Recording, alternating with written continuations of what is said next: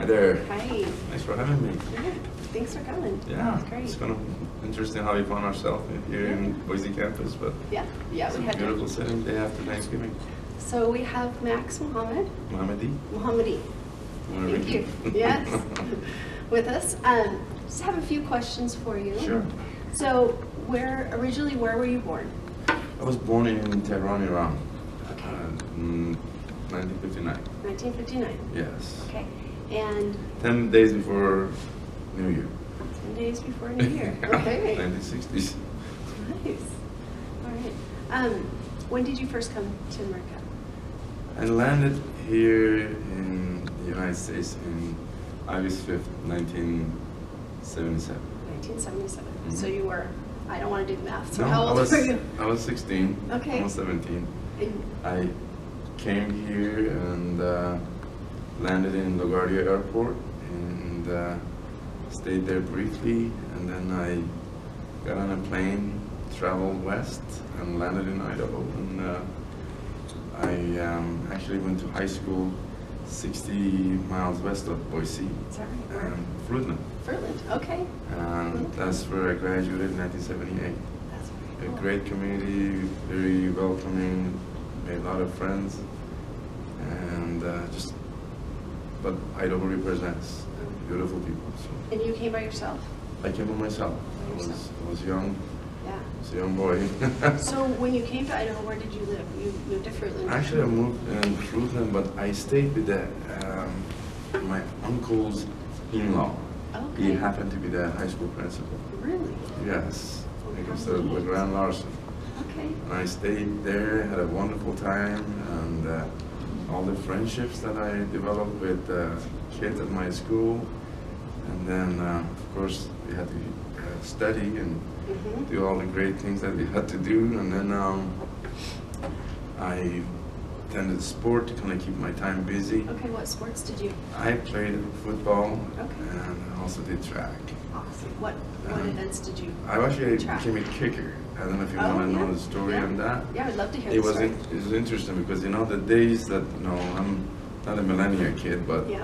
I had to send my transcript to different families and whatnot to see who would accept me. Yeah. There was 5 different families had accepted me to stay, and they would send me their albums and the pictures and of themselves, their family, their home, their estate, and their pets, and they have a dog or cat. And literally, they had a big album who would come to my house, and that was in Iran. And I had to pick the family I'm going to stay with. But I decided at the end I'm going to stay with my uncle's in-law because we're all about family, and I wanted to make sure I didn't want to miss that. Mhm. And I had to make decisions early, in life to where I was responsible, and I wasn't going to go out to get lost. I mean, I was coming to big America, and didn't know I was coming from big city to such a small city. Little time. In fact, Fruitland did not even have a red light. Right. And when it got a red light, that year that I stayed, it got they had a weekly newspaper. They had their paper that we have our first red light because I guess I had to do something Such a with big- I had to do something with the I guess railroad crossing or something Oh, like that. okay. But people were getting killed or something. It was necessary. Yeah, they need to have it as a safety, so public safety matters. That's interesting. So I on my transcript I put down football. And this is again 40 years ago. And I come here, go through my orientation, my high school, and I go to the sports and physical ed section, and they said, we're gonna get you your uniform, and I go in there, they got me this armor they're gonna put on me, and I'm a football player. And anyways, those days, if you can just imagine, they said, I don't know, this is our football. I says, no, this is football. Soccer. You're thinking And soccer. yeah, I'm thinking soccer. And the coach says, no, this is your jersey. This is for number 43. Number 43 became my, I guess, number. Uh-huh. And we go to the locker room, and yeah, I'm fully armored. And we go to the field, and they ask me what position, the different things. I said, I've never played this thing. And like, this is, you're talking about varsity level, you know? But I've never seen a football in person. I've seen it on TV, or there was a Iranian American high school in Iran. I would see the kids playing, you know, American style football, but I've never played it. So by accident, I became soccer style kicker. Because Coach Dick Dickerson, his name was actually Richard, but he liked to be called Dick, as he called it. It was a laughing thing for me because that was a different connotation. So he said, you know, there was somebody, I guess Green Bay Packers, somebody was national football team was kicking soccer style, and he was the champ. And it's just, you're gonna see if you can do it. So anyway, they gave me the ball and they put it in the field, and I kicked it, and it went in. And a few tries later, further back to the ball, you'll be my kicker. So by just accident, I became a kicker. That's so wonderful. And then I did great in that field, and then I wanted to do running because I wanted to keep my time busy. So I started running, and then Coach Nee had me as a sprinter, and I was really not fast enough to be the number one in my team. Yeah. I was always stepping behind them. But I always wanted to go run a mile, because I used to go after my sprint practices would get done. I will go I will go and run with the cross-country runners and whatnot. So I knew what was the routine about. So I actually, make a story short, I never got number one for my, I guess, sprinting. We come number two usually, but for my mile run, I broke the school record for that year. And that was your... It was, if you can just imagine, many years later, I watched a movie, Forrest Gump, and it kind of reminded me of him being myself, because I just, put out the, forward, and I just kept running. Awesome. And I came out of, because of the sprint runner, I wasn't really coached to how to do it. And I think that's what, I didn't have no paradigm, so I kind of did what I had to do, and it was awesome. But that was my first introduction of being in Idaho and all the great things it offered. And so what things helped you acclimate to our different cultures, and like what or who helped you, or how did you? There was a lot of great people. That's just why Idaho is so special to me. From kids in school to teachers to people. Welcome. I was just, I think as I lived here long enough, I became part of, I became part of that fabric, understanding the culture, going like to Thanksgiving dinners, and going to, the whole program. In fact, staying with the American family was a huge blessing for me the first year. And those first years were my formative years. In the States, I was just a young man and was trying to learn my way around. And after that, I stayed with another family when I went to college. Larry McDonald and Ella McDonald. And I stayed with them, and just huge blessing, amazing people. And right across the river, the border as far as like Idaho and Oregon border. So that was in Ontario. So it wasn't too far.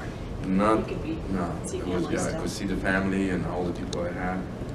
That's where I got my, I guess, Bachelor of Science degree after joining community college. And then I moved, I guess about 150 miles or so away at La Grande. I'm an old alumni graduate of Historic Mesa University. And I graduated in 1982. From La Grande, OSU. Yeah, OSU. It actually used to be called EOSC. That's right. Not EOSU or something like that. Okay.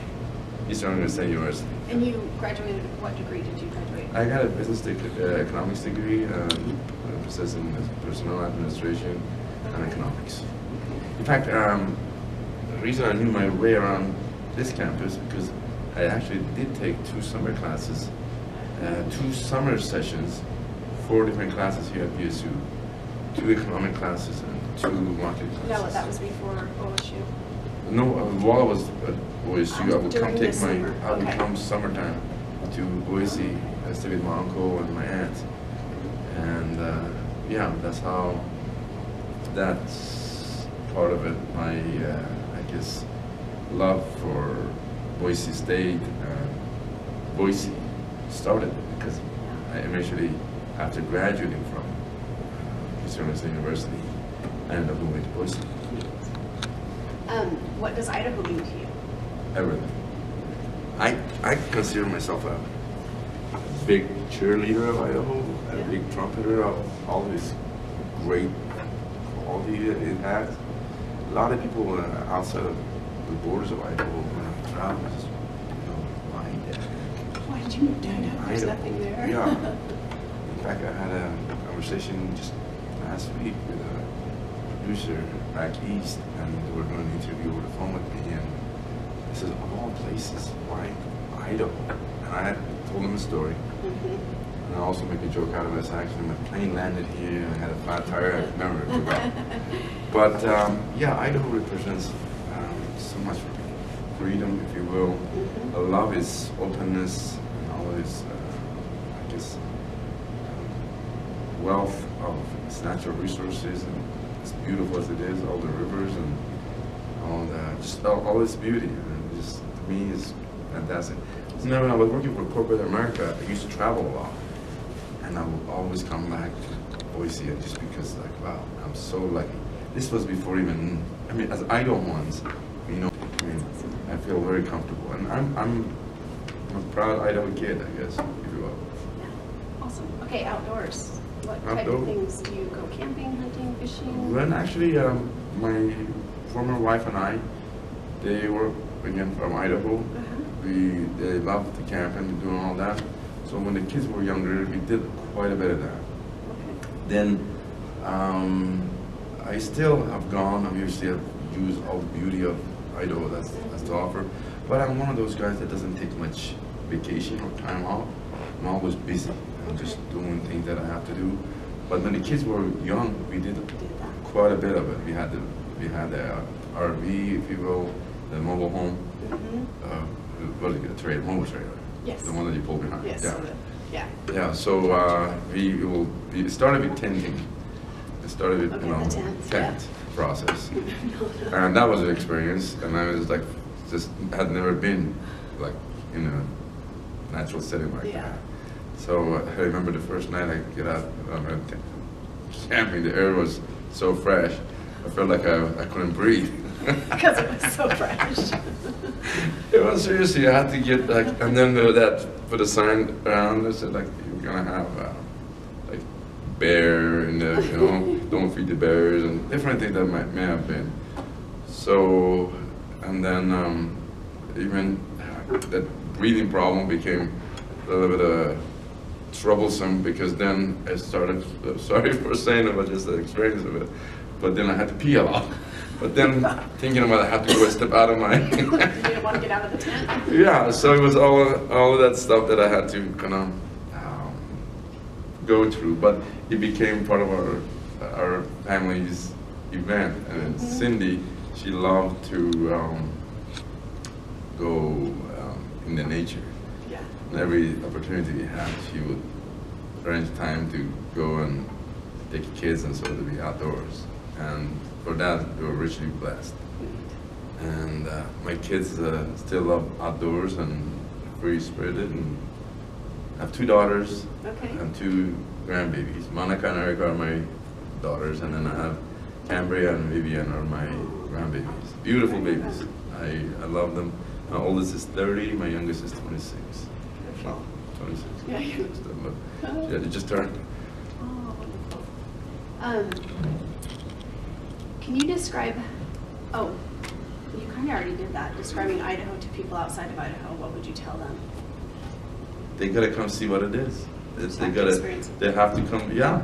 If they wanna see what is it like. I mean, I would tell them the earful about how wonderful it is, and they actually thought, one of the stigma was, we were the Ku Klux Klan. Really? Yeah, You've the heard of white people say supremacists. that? Oh yeah, white Really? supremacists that live there. And how do you get along there? What? I said, I never met one. As I said, I don't know. I never had any issues with that. And I actually fought hard for changing that statement. That's Because I said, this is not, you gotta come. And this is not what, white supremacists do. Because, northern Idaho, you were known for that. And I think that's, because outside, because they don't live here, outside they get the little thing of the white supremacists live there. It's the whole. Yeah. Well, there was a lot of those negative connotation. It's just I said, I'm a big cheerleader of Idaho and a big trumpeter, and that's how I was able to talk about Idaho. And also, I don't know if I mentioned, but one of the reasons I ran as a mayor of Idaho was to, again, change that perception. In fact, the national media got a hold of that story. It says the Iranian American running as a mayor of Boise in Idaho. And that was something that I championed myself because to try to change. I have my own way of doing things. And with the resources that I have available, I try to do the best I can to be that ambassador. Awesome. What are the people like in Idaho?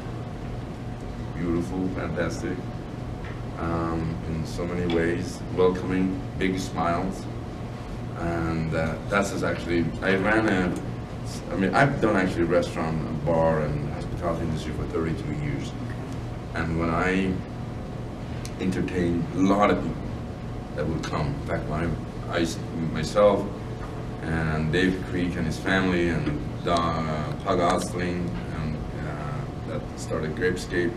Anyway, we started 8th Street basically when the 8th Street was not even existent. It was early 1990s. And, So is that when you started your restaurant? That's my own, yes. Okay.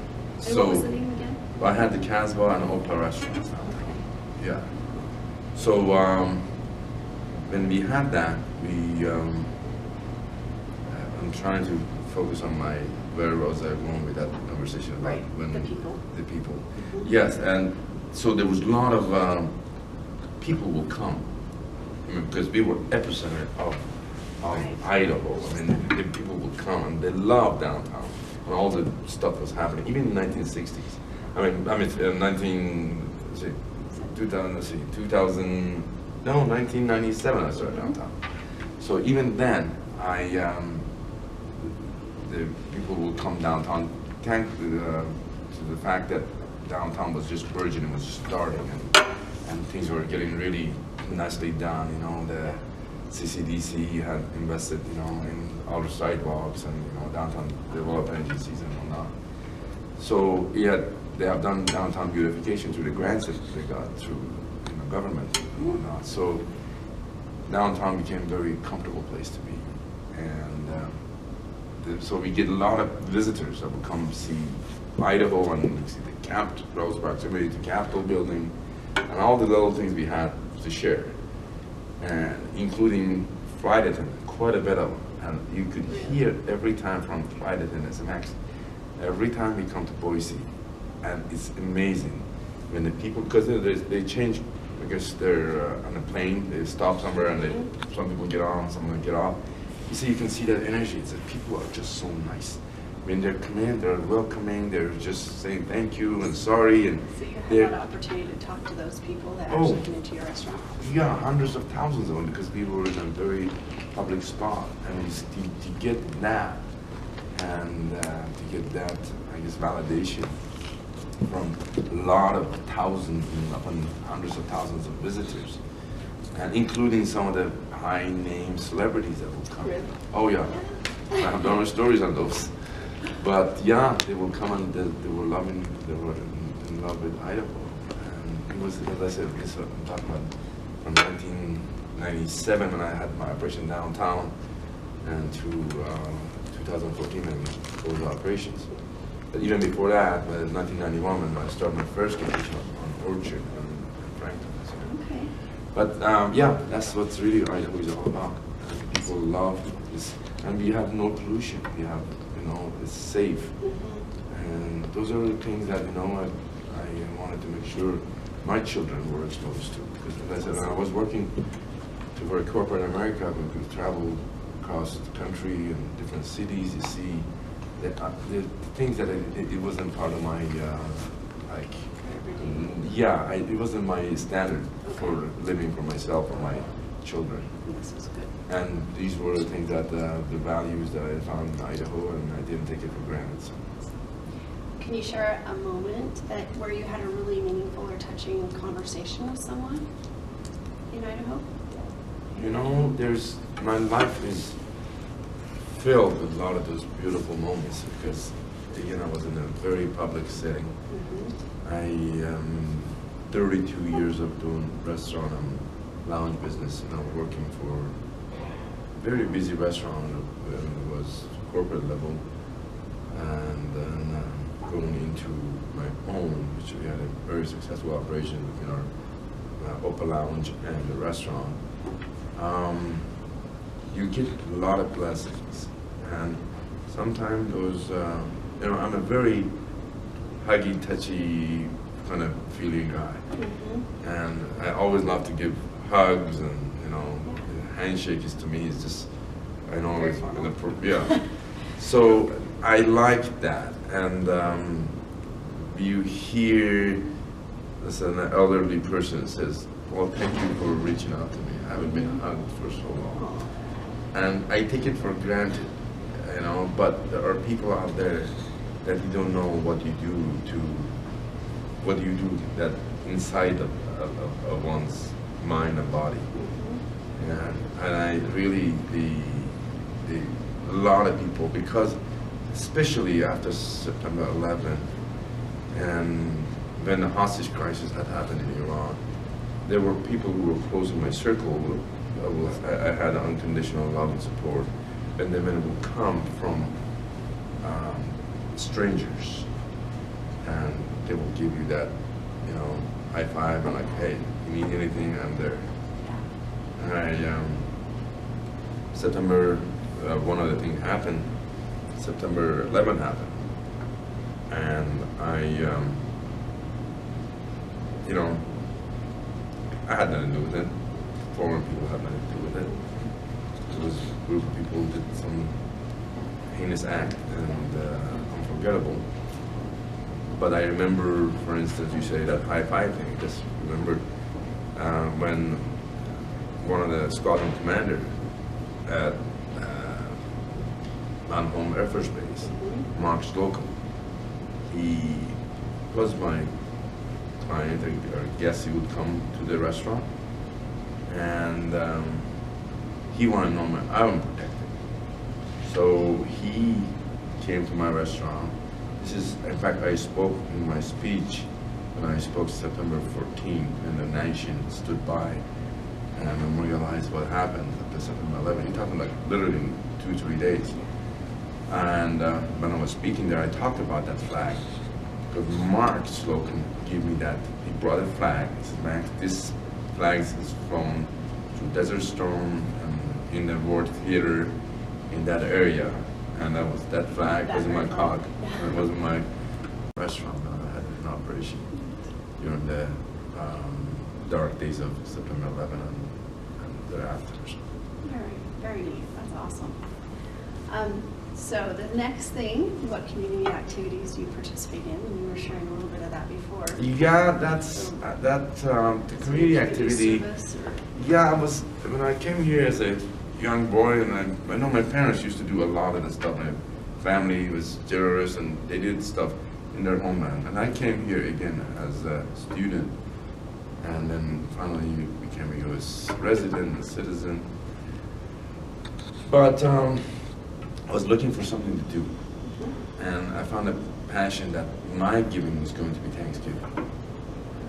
And so I fed people who closed the restaurant, but the community program to where people in the community, we started with about 17 people, I think, volunteers. And the first year we did about I think it was 170 meals or so they fed. And then the up to the last year, we ended up with 283 volunteers and 1,600 meals served. Wow. And it was a great community event. It was just one of those things that just like, I mean, we took 5 weeks to get it ready. I had a steering committees, and I mean, it was all help of community. And I kept it local. I kept it just something that was civic, to where people of my community will participate. And it became my, I guess, a highlight in my life, because I was able to bring so many people together and help to be thankful for what it was. And then we did not allow any sponsorship, right? Because I didn't want some corporation come and just, because I've been approached, and I said, you know, this is a community thing, you know, this corporation would sit down and had a chat, and I thought maybe they want to bring their own people, there will not be enough people want to serve, they will have their own, you know, they're big corporations. So to me, it was always like my own little way of like, I want to keep this closed. And I'm glad that they did, because through his journey, I was able to influence a lot of people that came and helped. And there's a very close friend of mine, I call him brother, he's younger than I am, my young brother, Dan Harrington. And I inspired him, because we were sitting there one day, we were looking at my Thanksgiving.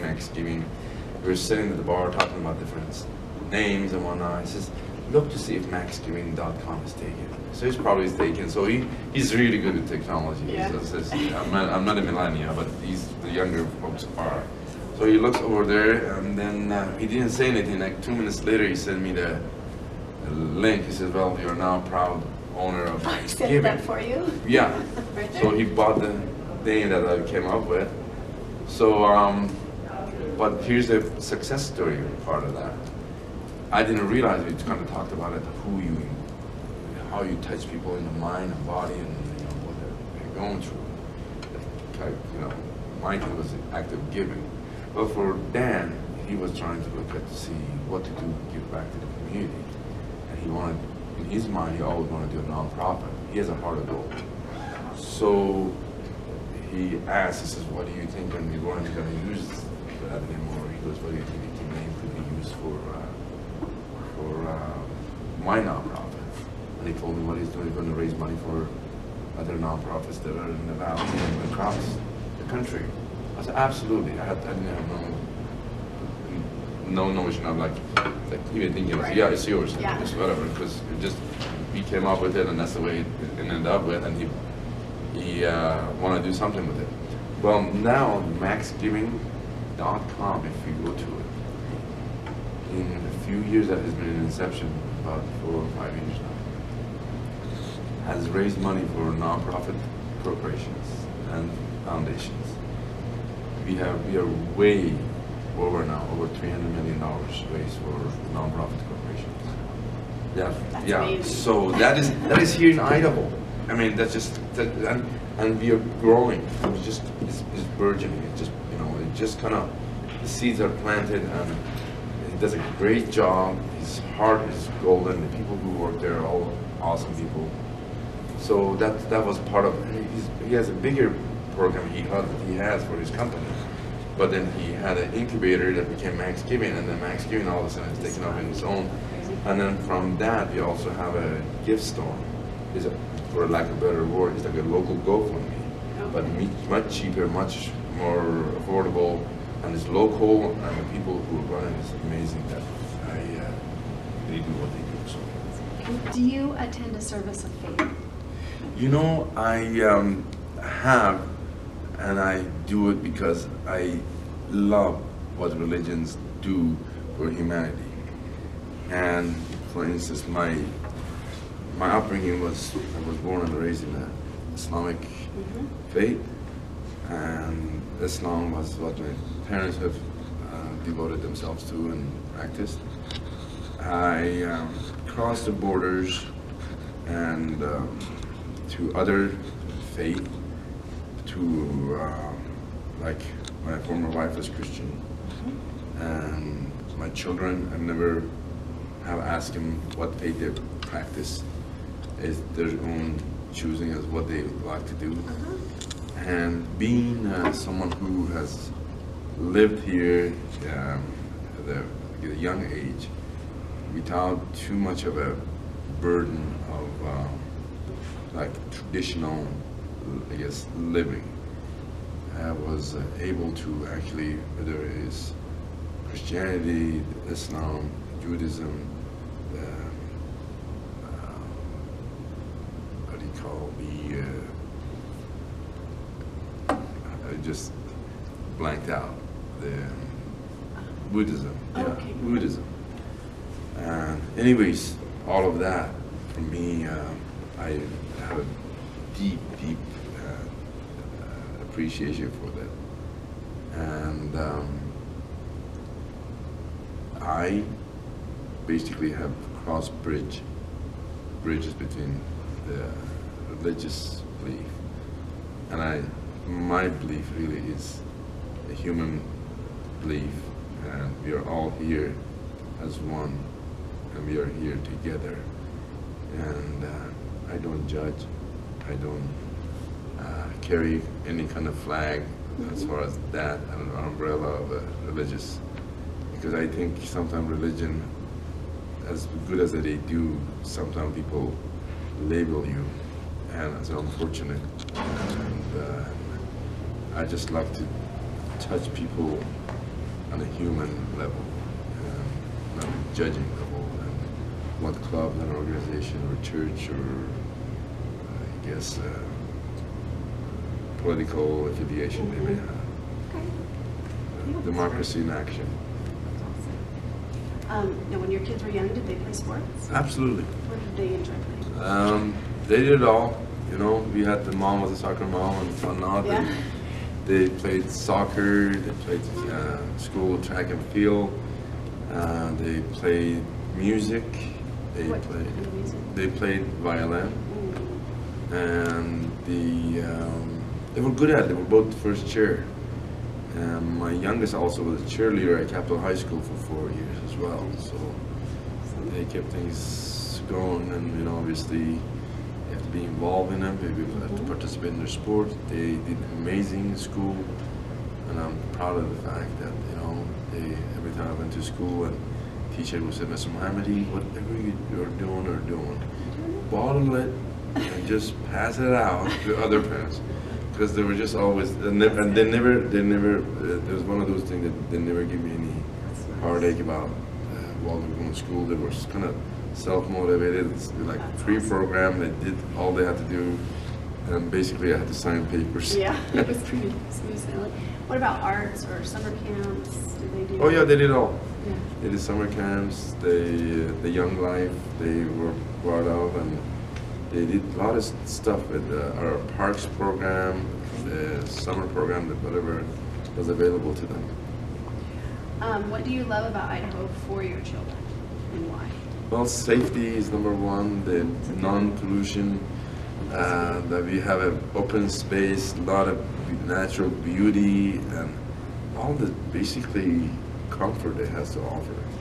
Is when I was working for corporate, I traveled and I did, observed what were its other communities and whatnot, and nothing like was home, and home was Idaho. And then the word came Idaho Home has been more of a new, I guess, urban dictionary name, I think, and we see it used on the social media and whatnot, and really it is a home, and that's what really, welcome to Idaho Home, because this is our home, and I like to see our state get the recognition it deserves. We are often, they didn't, I don't know why, because they talk about like geography and stuff like that. I don't know how many times our name was not known. You're getting more of a national recognition now. Yes. But you were either Iowa or Ohio, or the last would be the Idaho. So when you say Idaho, they used to call it like, because we only have what, 1.4 million people. Maybe because we didn't have the population that traveled much or something, so people didn't really know much about us, and we were not close. And we were not close to eastern states, which are, you know, a whole bunch of them just coagulated together. And so I think our best kept secret has stayed that way, and it's been a blessing for me and those who have lived here and the ones behind. And look at what beautiful Boise is growing, and the suburban area. I mean, because it was a small, and now everything is developing. You've got a better layout and better, you know, the use of land and things like that. And do you have a story of your children from an experience that you've all had in Idaho? You can think of just a really memorable experience with your children.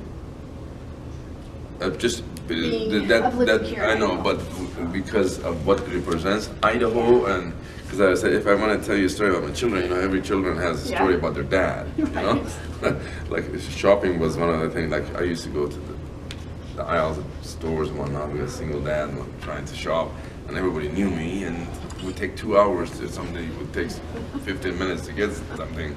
And my oldest one is kind of a, you know, the one that like wants to go to the next. Do the next thing. But that shopping does not have to take 2 hours. She's pretty fast. Yeah, I'm fast. I mean, but I had to visit. People want to talk, Oh, and it I was see. that you know, recognized face that people want to talk and different things that will come up. And she's like, Dad, it doesn't have to take 2 hours. Why don't you just go in and give me a checking account and I'll just go shopping? So anyway, that was the story as far as that. But as far as the Idaho story, I think they enjoyed their story. I was always in their formative years, I was in the public eye because of my involvement in the community, and they loved that. They enjoyed that. I guess level of what Idaho offered me all the time. You know, that Idaho kind of has always hugged me, and if you will, for like. And it was a fine thing for them as far as like be able to say, you know, hang out with Dad. This is my daddy. If you were speaking directly to the general public of Idaho, what would you tell them? Keep up with great work. You're doing a beautiful job, and be proud of what you have. Don't take it for granted, and participate in your civic activities and use our parks and recreation and all the beauty of Idaho has to offer, because my golly, it's gorgeous. Yeah. Awesome. And what do you think it is important? What do you think would be important for all Idahoans to know about refugees and immigrant communities? Say that again. What do you think would be important to tell Idahoans about refugees and immigrants? What's the most important thing that you could tell them about those coming to Idaho? My message to Idahoans is actually, we are a nation of immigrants, and I'm a first-generation immigrant. I came here by choice.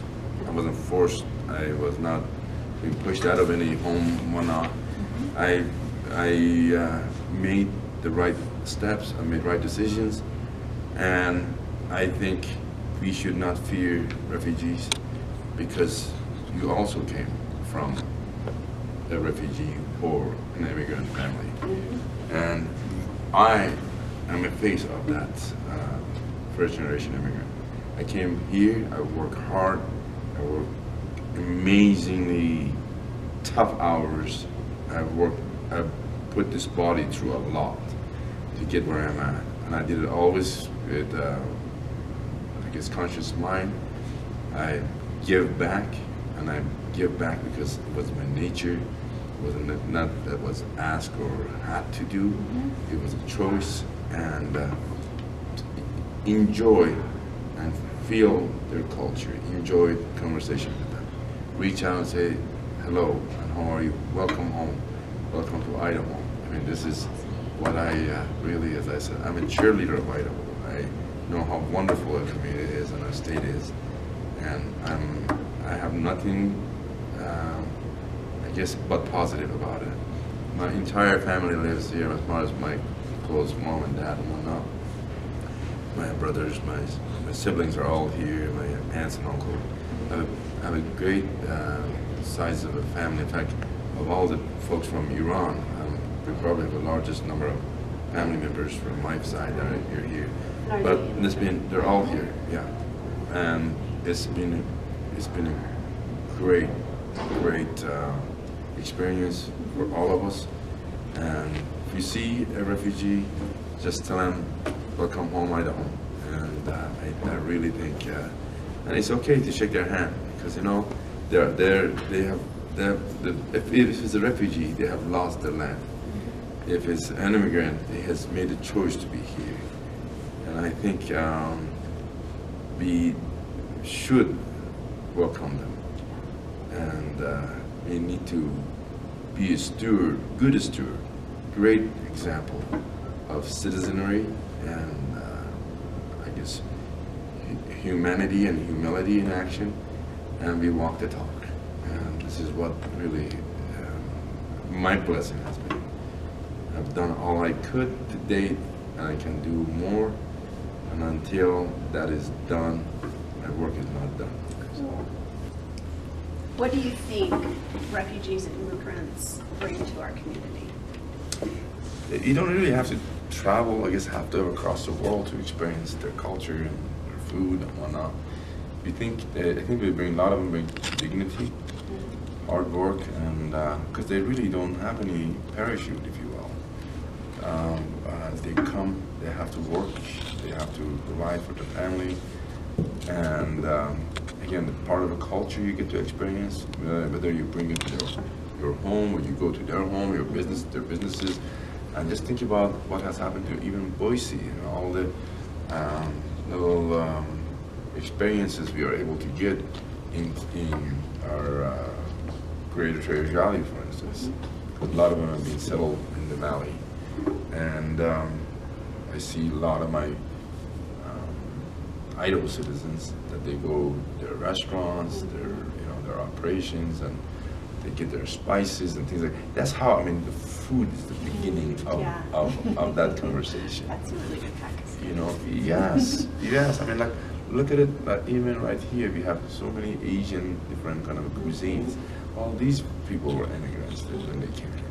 And we are all immigrants. If we're going to go down to the basic, all of us Indians were who really rightfully the true Americans. So it is, that's, the American Indians. It is rightfully, again, we are part of this fabric. And every era, every time, they have their own issues, whether it's politically motivated, religiously motivated. But at the end of the day, we are all human beings. We are here. This is home. Earth is our home. And this is the Mother Earth wants to make sure that the children are taken care of. And we just need to get along. Well, thank you, Max. It's a pleasure. Thanks again.